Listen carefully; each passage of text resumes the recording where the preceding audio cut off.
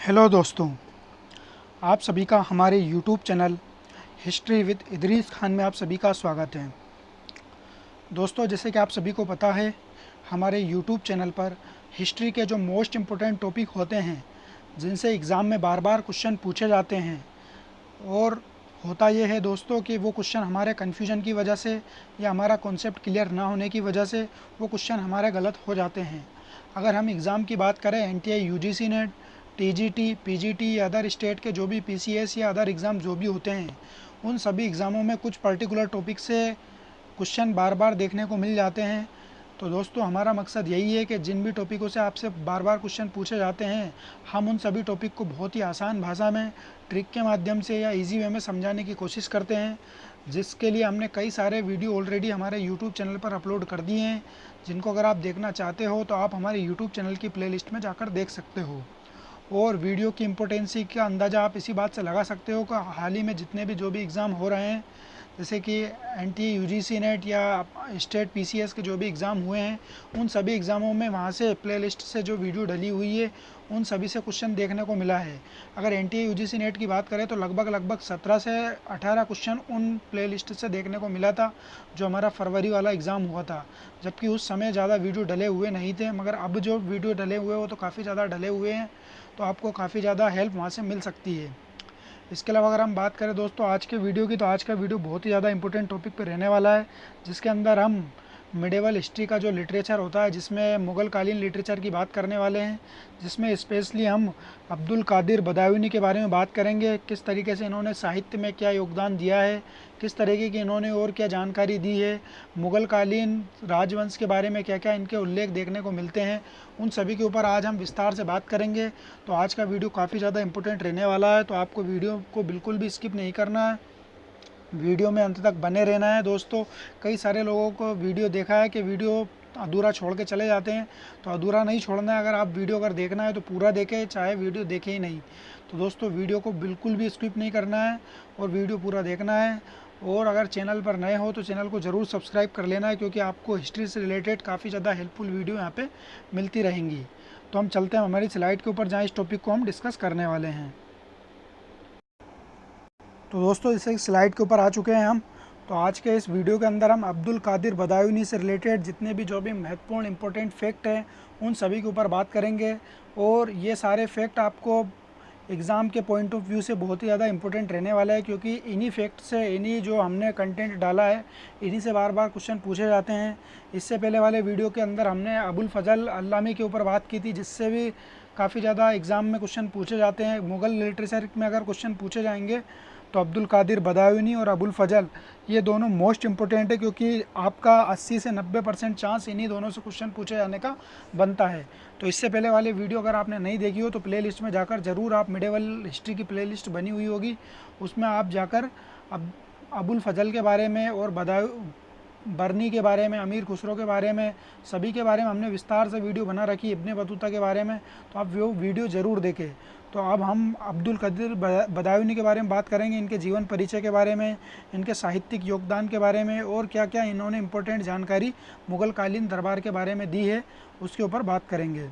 तो चलते हैं, सबसे पहले हम इनके परिचय के बारे में देख लेते हैं। दोस्तों, अब्दुल कादिर बदायूनी का जो परिचय था, तो इनके जन्म की अगर बात करें तो इनका जन्म जो हुआ था दोस्तों, आप सभी को पता होना चाहिए, आपने अगर इनका नाम याद होगा तो अब्दुल कादिर बदायूनी, तो बदायूनी के नाम से आप सभी ये जानते होंगे कि अब्दुल कादिर बदायूनी है, तो इनका जन्म बदायूं में हुआ होगा, या इनका संबंध बदायूं में हुआ होगा। इनका जन्म या इनके जो घर परिवार वाले, जो फैमिली वाले होंगे, वो बदायूं के होंगे।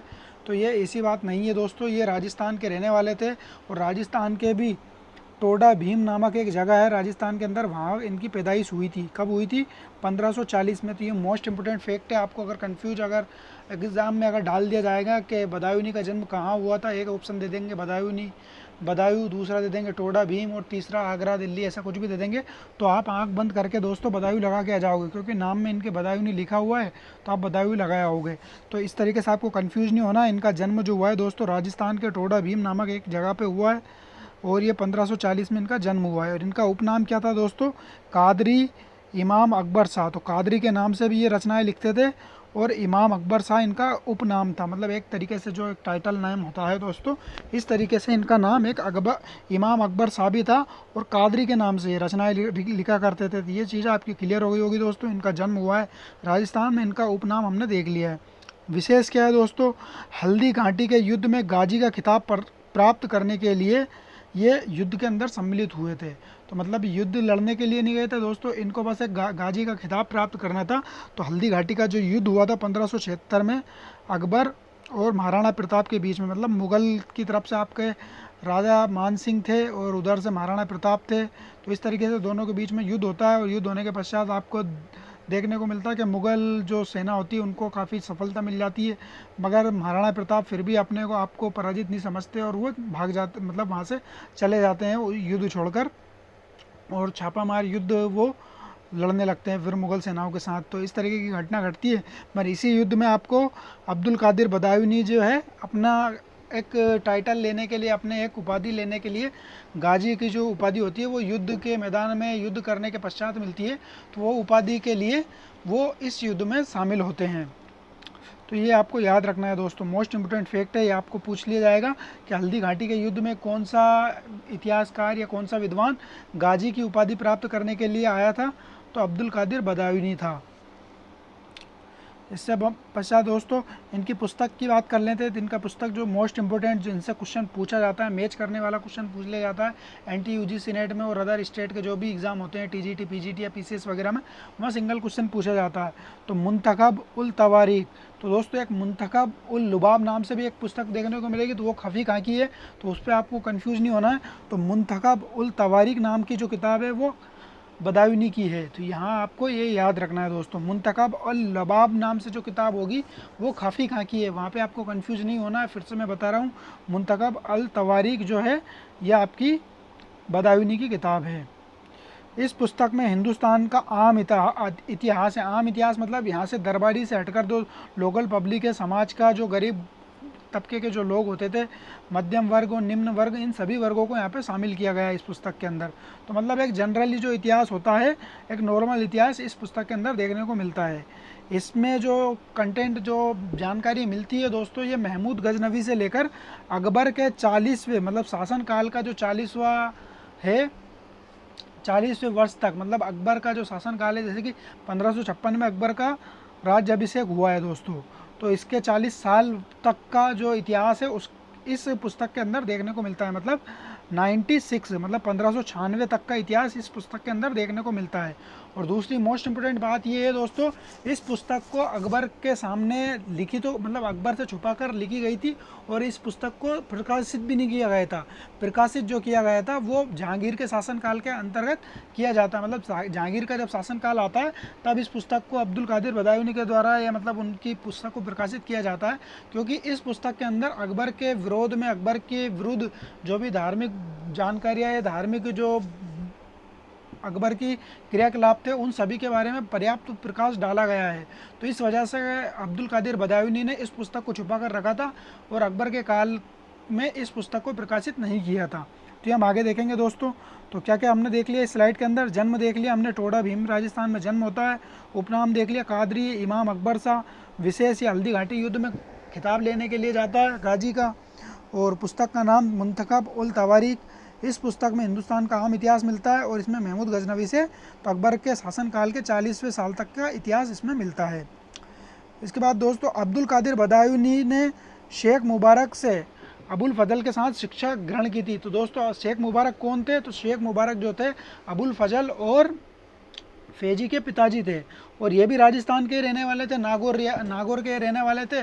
मरी अकबर के दरबार में आ जाते हैं तो यहीं पे अकबर के दरबार में आने के बाद ही अब्दुल कादिर बदायूनी और फैजी और अबुल फजल ये सारे लोग मिलकर साथ साथ शिक्षा ग्रहण करते हैं। और शेख मुबारक के बारे में और ये आता है दोस्तों कि इन्होंने मजहर की, मतलब मजहर को जो लिखा गया था वो शेख मुबारक ने लिखा था। और कब लिखा था दोस्तों, ये 1579 के अंतर्गत मजहर की घोषणा होती है और मजहर का जो प्रपत्र जो तैयार किया गया था वो शेख मुबारक की अध्यक्षता में तैयार किया गया था। तो ये आपको याद रखना है। इसमें जो मदद की थी मजहर को बनाने में दोस्तों अबुल फजल ने की थी। तो ये आपको याद रखना है दोस्तों। बदायूनी फारसी, अरबी, संस्कृत का विद्वान एवं जन्मजात कवि था। तो दोस्तों कितनी भाषाओं का ज्ञान था इसे, फारसी का ज्ञान था, अरबी का ज्ञान था और संस्कृत। ये मोस्ट इंपॉर्टेंट है दोस्तों, क्योंकि इसको जब संस्कृत का ज्ञान होता है, इसी वजह से जब अकबर अपने अनुवाद विभाग की जब स्थापना करता है तो बदायूनी के द्वारा कई सारे हिंदू धर्म ग्रंथों की ये अनुवाद करवाता है इसके द्वारा। तो ये आपको याद रखना है। ये कादरी के नाम से रचनाएं रचता था, ये हमने देख लिया स्टार्टिंग में। 1576 में अकबर ने उसे मुफ्ती बनाया। तो सबसे पहले अगर ये पोस्टिंग की अगर बात करें दोस्तों, तो जब अकबर के दरबार में जाता है तो 1576 में उसे मुफ्ती की पोस्ट पे बना दिया और उसे 1000 बीघा ज़मीन, ये मोस्ट इंपॉर्टेंट फैक्ट है दोस्तों, यहीं से आपका कन्फ्यूजन दूर होगा। तो इसे जब ये मुफ्ती बनाया तो इसे मुफ्ती बनाने के पश्चात, क्योंकि ये जो धार्मिक अधिकारी होते थे दोस्तों, इन्हें मदद मास के रूप में ज़मीनें दी जाती थी, जो धार्मिक क्रियाकलाप या धर्म से रिलेटेड जो भी कार्य करते थे। तो मुफ्ती कौन होता था दोस्तों? तो मुफ्ती जो होता था वो धर्म की जो नियम कानून थे उनकी व्याख्या करने वाला मुफ्ती होता था। तो इसे मुफ्ती जब बनाया तो इसे 1000 बीघा ज़मीन मदद मास के रूप में कहाँ दी गई? बदायूं में दी गई। तो बदायूं आपका जो दोस्तों उत्तर प्रदेश का एक क्षेत्र है, तो बदायूं में से 1000 बीघा ज़मीन दी जाती है और इसी ज़मीन के वजह से इसको बदायूनी कहा जाता है। अब्दुल कादिर बदायूनी क्यों कहा जाता है? क्योंकि इसकी जो ज़मीन मिली थी दोस्तों इसको मदद मास के रूप में, वो बदायूं में मिली थी। और इसका जन्म जो हुआ था, जो इसका पैतृक गाँव था, वो टोडा भीम राजस्थान में था दोस्तों। हालांकि इसका जन्म टोडा भीम में होता, मगर ज़मीन इसको मदद मास के रूप में बदायूं में मिली थी। तो इस वजह से इसका नाम अब्दुल कादिर बदायूनी पड़ गया। तो ये आपकी पूरी बातें क्लियर हो गई होगी। इसके बाद दोस्तों एक बार अब्दुल कादिर बदायूनी ने क्या किया कि अब्दुल कादिर बदायूनी ने अकबर की एक किताब थी खिरात अब्जा के नाम से एक किताब थी, जो सिंहासन बतीसी नाम की एक किताब थी, उसका फारसी अनुवाद ग्रंथ था दोस्तों ये। तो उस ग्रंथ को अब्दुल कादिर बदायूनी के द्वारा इससे गुम हो जाता है। तो फिर अकबर इसके ऊपर नाराज़ होता है और नाराज़ होने के पश्चात इसे दरबार से निकाल देता है। तो दरबार के आने पर इसके प्रतिबंध लगा देता है। तो इसी बात से इन दोनों के बीच में मतलब ठन जाती है। तो अब्दुल कादिर बदायूनी का ईगो हर्ट हो जाता है और ईगो हर्ट इतना खतरनाक होता है कि फिर जो अपने ये साहित्यिक रचना ये लिखने लगता है। तो अब्दुल कादिर बदायूनी जितने भी जो भी साहित्य लिखता है अपनी पुस्तक में, वो सारे अकबर के विरोध में लिखता है। तो अकबर जितनी भी जो भी जैसे कि हिंदू से रिलेटेड जो भी चीज़ें करता है, तिलक लगाना, रक्षाबंधन पे राखी बंधवाना और हिंदू त्योहारों को बनवाना और अपने बालों को कटवाना, इस तरीके की चीज़ें जो थी, उन सारी चीज़ों को इसने इस्लाम विरोधी करार देकर और अकबर के बारे में सारी चीज़ें लिखी है। तो दोस्तों किस वजह से लिखी थी? क्योंकि अकबर ने इसे, जब इसके हाथ से ये पुस्तक गुम जाती है, सिंहासन बतीसी का जो अनुवाद था खिरात अब्जा, तो ये गुम जाती है। तो गुम हो जाने के पश्चात ही इसके ऊपर प्रतिबंध लगा दिया जाता है, इसे दरबार से निकाल दिया जाता है कि चल निकल जाए यहाँ से, तूने मेरी पुस्तक गुमा दी है। तो इस तरीके से दोस्तों ये चला जाता है फिर, और उसके बाद ही ये अपनी साहित्यिक रचना लिखने लग जाता है। तो ये चीज़ आपकी क्लियर हो गई होगी दोस्तों। तो अब्दुल कादिर बदायूनी ने किससे शिक्षा प्राप्त की थी? शेख मुबारक से की थी। और अरबी, संस्कृत, फारसी इनका ये ज्ञाता था, कादरी के नाम से रचनाएं लिखता था। और 1576 में ये मुफ्ती बना और 1000 बीघा ज़मीन इसे बदायूं में दी और इसको अकबर जो है दरबार से निकाल देता है। तो ये चीज़ें आपकी क्लियर हो गई होगी। इसके बाद दोस्तों बदायूनी अकबर का घोर आलोचक था दोस्तों। तो बदायूनी जो था अकबर का घोर आलोचक था। तो क्यों आलोचक था? क्योंकि अकबर ने जो है बदायूनी को दरबार से निकाल दिया था, भरे दरबार में इसकी इज्जत उतार दी, मतलब इसकी बेइज्जती कर दी थी। तो इस वजह से ये घोर आलोचक बन जाता है। तो घोर आलोचक बनने के साथ ये क्या क्या उल्लेख करता है ये भी हम देखेंगे दोस्तों। बदायूनी ने अपने पुस्तक को अकबर के काल में छुपा कर रखा। तो क्यों छुपा कर रखा ये आपको पता होना चाहिए, क्योंकि उसके बारे में इसने आलोचनाएं लिखी, घोर आलोचक के रूप में इसने इसके बारे में खूब आलोचनाएं की है। तो अपनी पुस्तक में अगर ये छुपा कर नहीं रखता तो पता चलता कि इसे जेल में डाल देता उठा के। तो इसने अपनी पुस्तक छिपा कर रखी, मगर जहांगीर के काल में इसने अपनी पुस्तक को प्रकाशित करवाया। तो जहांगीर के समय पुस्तक को प्रकाशित करवाया, ये मोस्ट इंपोर्टेंट फैक्ट है दोस्तों। इस पुस्तक के 3 खंड देखने को मिलते हैं। तो कितने भाग है इसके? 3 भाग है। तो 3 भाग कौन कौन से देख लेते हैं दोस्तों। प्रथम जो भाग है, खंड जो है, उसमें सुबुक्तगीन से हुमायूं तक के बारे में जानकारी मिलती है। तो सुबुक्तगीन कौन है दोस्तों? जो महमूद गजनवी है उससे पहले के जो शासक होते हैं, सुबुक्तगीन, अलब्तगीन, इनके बारे में हमने पढ़ा है दोस्तों। महमूद गजनवी से जो पहले के जो शासक है उनके बारे में जानकारी मिलती है इसके में, और हुमायूं तक के बारे में जानकारी मिलती है। दूसरा खंड जो है दोस्तों अकबर के शासनकाल के 40वें वर्ष तक का वर्णन मिलता है। तो अकबर के शासनकाल के जो प्रथम 40 वर्ष होते हैं उनका वर्णन इसमें मिलता है। फिर तीसरा खंड आता है। तीसरा खंड में दोस्तों संत, कवि और विद्वानों की जीवनी इसमें मिलती है। तो कितने फैक्ट हो गए दोस्तों आपको याद रखना है इसमें। बदायूनी घोर आलोचक था किसका? अकबर का। बदायूनी ने अपनी पुस्तक कब प्रकाशित करवाई? जहांगीर के काल में, क्योंकि इसने अकबर की आलोचना की थी, इस वजह से इसने जहांगीर के शासनकाल में अपनी पुस्तक को प्रकाशित करवाया। और ये पुस्तक 3 खंड में विभाजित है। पहले में सुबुक्तगीन से हुमायूं तक, दूसरे में अकबर के शासनकाल के बारे में जानकारी मिलती है, और तीसरे में संत कवि और विद्वानों की जानकारी मिलती है, उनकी जीवनियाँ इस पुस्तक में मिलती है। तो ये मोस्ट इंपॉर्टेंट फैक्ट है, याद रखना है। इसके बाद दोस्तों, अपनी पुस्तक में अकबर के दरबारी में अपनी पुस्तक के बारे में जो जानकारी दी गई है, मतलब क्या क्या जानकारी दी है, इसने बताया है दरबार में जिनमें 38 तो धार्मिक शेख थे, 69 विद्वान थे और 15 दर्शन शास्त्री और चिकित्सकों का उल्लेख किया है। तो दोस्तों, जिस तरीके से अबुल फजल ने सांख्यिकी के रूप में अपनी पुस्तक के अंदर जानकारी दी है कि अकबर के काल में इतने चित्रकार थे, इतने कछुआ राजा थे, तो इतने ये थे, इस तरीके की जानकारी दी है, उसी तरीके की जानकारी बदायूनी ने भी अपनी पुस्तक में दी है। उसने क्या कहा है? 38 तो धार्मिक शेख थे, 69 विद्वान थे और 15 दर्शन शास्त्री थे और चिकित्सकों का उल्लेख इसने किया है। तो ये मोस्ट इंपोर्टेंट फैक्ट है दोस्तों। अकबर को इस्लाम विरोधी कार्यों की एक लंबी सूची तैयार की। तो अकबर ने जितने भी जो भी अपने शासनकाल के अंदर उसने जितने भी इस्लाम विरोधी कार्य किए हैं, जिस तरीके से जैसे कि तिलक लगाया है, पूजा की है, अग्नि की पूजा की है और दीन इलाही वगैरह वगैरह, ये सारी चीज़ें जितनी भी जो भी जानकारी है, उन सभी की एक सूची बनाई और सूची बनाकर अपनी पुस्तक में लिखा है। तो इस वजह से इसने अपनी पुस्तक को फिर अकबर के काल में प्रकाशित नहीं करवाया और जहांगीर के काल में प्रकाशित करवाया। क्या बताता है दोस्तों? अकबर के बारे में कहता है कि अकबर ने मस्जिदों को अस्तबल बना दिया। अस्तबल बनाने, अस्तबल का मतलब क्या होता है दोस्तों? जहाँ पे घोड़ों को रखा जाता है। तो मस्जिदों को अस्तबल बना दिया। विरोधी मुल्ला, तो जो विरोधी मुल्ला वगैरह जो फतवा वगैरह दे रहे थे अकबर के खिलाफ, जो हिंदू के संबंधित जो भी कार्रवाई कर रहा था या इस्लाम विरोधी जो कार्रवाई कर रहा था, उस वजह से तो जो मुल्ला इसके विरोध कर रहे थे, उन मुल्लाओं को कांधार भेजा और जहाँ उन्हें घोड़ों से बदली कर दी। तो दोस्तों, कितनी बड़ी मतलब इनकी इज्जत, मतलब इनकी कितनी ज़ोर से इनकी इज्जत उछाली थी। देख सकते हो कि अकबर ने मस्जिदों को अस्तबल बना दिया और जो मुल्ले थे इनके विरोधी, उनको कांधार भेजकर घोड़ों से उनकी बदली कर दी। तो ये मोस्ट इंपोर्टेंट फैक्ट है दोस्तों, आपको याद रखना है। इसके बाद दोस्तों, कछवा वंश के जो राजा थे दोस्तों, ये कछवा राजा के बारे में बताया गया। कछवा राजा जो थे दोस्तों, जैसे कि भगवान दास, मान सिंह और जो जोधाबाई वगैरह, ये सारे कछवा राजा से संबंधित थे, तो कछवा वंश से संबंधित है। तो कछवा राजा भगवान दास और मान सिंह के बारे में बताता है कि इन्होंने अपने धर्म पर डटे रहे और दीन इलाही धर्म को कबूल ना किया, तो इसकी प्रशंसा की है। तो दोस्तों, आप सभी को पता होना चाहिए, अकबर ने 1582 में दीन इलाही धर्म की स्थापना की थी।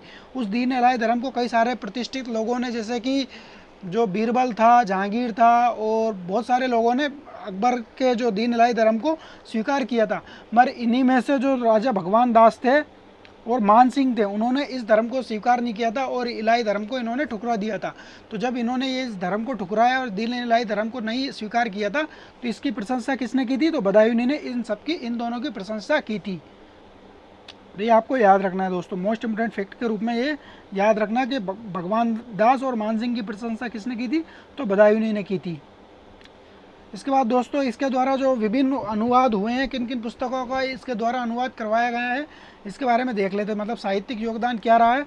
तो सिंहासन बत्तीसी, जिस पुस्तक को इसके द्वारा घुमा दिया गया था दोस्तों, और उस पुस्तक के घुमाने के पश्चात अकबर ने इसे भरे दरबार में इसकी बेइज्जती करके और दरबार पे आने पर प्रतिबंध लगा दिया। मतलब निकल जाए यहाँ से, अब कभी मुझे शकल मत दिखाना, इस तरीके से बोल के बदायूनी को भगा दिया। और बदायूनी को जब भगाया तो दोस्तों, उसने फिर फीलिंग हर्ट हुई उसकी और उसने उसके विरोध में लिखना स्टार्ट कर दिया।